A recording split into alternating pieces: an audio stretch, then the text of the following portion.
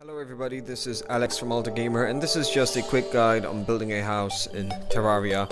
We're gonna build this house out of some very basic materials, just wood, and all that you need. You have most of the tools that you need to build a house from. You have your axe, pickaxe, and we will later on make a wooden hammer. Now, when you're chopping down trees, pay attention to where you're chopping down the tree, because if you do not aim at the bottom of the tree, you'll only chop up anything that's above the point that you're chopping it down from. You'll see this later on in the video. So why wood? Well, first of all, wood is everywhere at the start. Unless you're very unlucky, you'll have plenty of wood everywhere, and it's very easy to plant more. You just plant acorns in the ground, and once they grow up, you'll have more wood. The higher the tree, the more wood it will offer. And if you want to ask me how much wood do you need to complete a basic house, I will say, well, let's say 200 units of wood is more than enough. But later on, when you want to decorate your house or expand it, you'll need more wood than that, especially when you're building walls, because you're never sure how many walls you need for one room. So here I'm still chopping down wood, more wood. As you can see at the start, there are plenty of tall trees, so that's perfect for starting your own house. And yeah, let's just wait here a moment. You can build a house out of anything. So wood, I chose wood because it's available everywhere, but you could build a house underground and live like a hobbit. Essentially build a small hamlet underground. So then you just have to use your pickaxe to make a big enough chamber and add a door, combined with a workbench. You'll see how I make some basic furniture about here in a moment.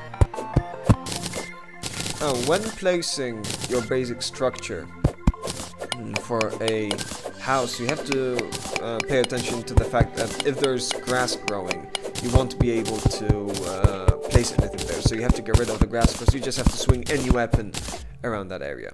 Now you can also see that there is some dirt wall here. In order to fully complete the house, I have to get rid of that dirt wall. So now I'm gonna make myself a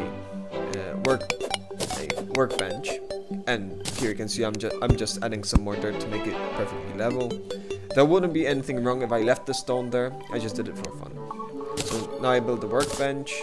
I'm gonna place it down on the ground. You can recover any furniture that you place with your hammer, and in the case of wooden walls, you can remove them and get them back with your axe.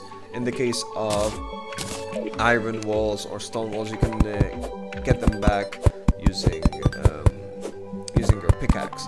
You don't recover dirt walls. I really don't know what you would want dirt walls for, but there. So you can see here I made myself an area for my house. I'm getting the workbench back. Now I'm gonna start placing what I call the basic box. In terms of the height of the box, you usually want to build it as high as you can reach with your mouse. You do not have to jump up because that's not necessary. You just have to build it as high as you can from your current position. So as you'll see here, I cannot go any higher. This is the perfect height. This is a sufficient height. If you wanted to build it higher, then you could have a problem building higher, an upper level, because you wouldn't be able to jump up there. And this way, you're guaranteed to jump up straight away to a higher level. So now you can see here I'm preparing myself some wooden walls, about 100 for this specific room. And now I'm gonna place the wall. This is you'll see me later removing the excess wall. And I'll recover it, so there's not much of a problem. When placing the wall, pay attention to any cracks in your wall, because that will mean that the wall is not perfectly insulated. If the room is dark, perfectly dark, like you'll see here, that means that the room has been properly built. That means that you could place a bed there later and then set your spawn point there. I made myself a door, some other furniture also, which is not really necessary. Although if you place a bottle made out of clay or glass on a table, you can use it for alchemy, so making potions. So here I opened the wall for a moment, added a door, and now the room is once again dark. getting rid of the slime here to get some. Oh, what's it called? I'll call it goop for the sake of this video. You know, slimes drop it, and then you can make torches out of it. Now, this is one small mistake I did here. You can, if you place something too close to the door, you cannot open it in this way, as you can see here. You can still open it if you turn your character around. So you have to pay careful attention when placing anything too close to the door. This could be a workstation, a table, your own bed. So, you know, just be very careful. And you can see me moving my furniture around a bit.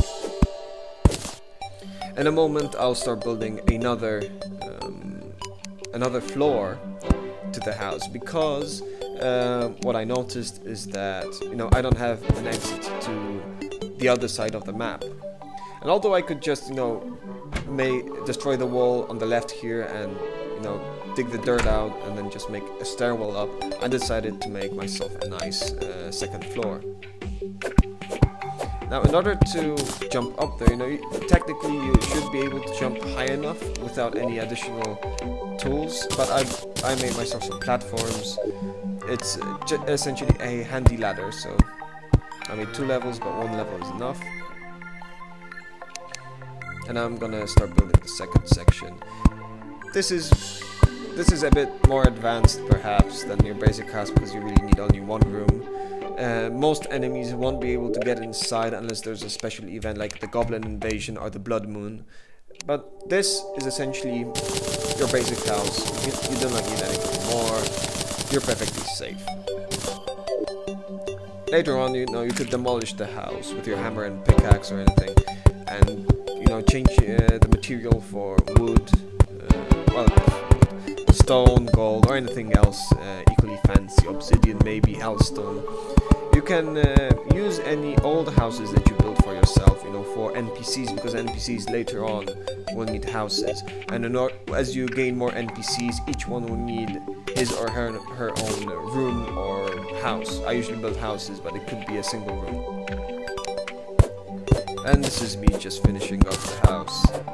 I'm also gonna add some torches in order to light up the place, because, you know, what's the point of living in a dark house? All you need to make a torch is some of the slime goop, so to speak, and that's pretty much it. I usually place them in the corners of each room so that there's perfect lighting. As you will see here, you know, it's sufficient enough. Later on, as you get more materials, you can build better, well, more interesting furniture, more interesting lighting. But this is your basic house. There's no need for anything else. So this is me finishing up here. Alex Bielski signing off.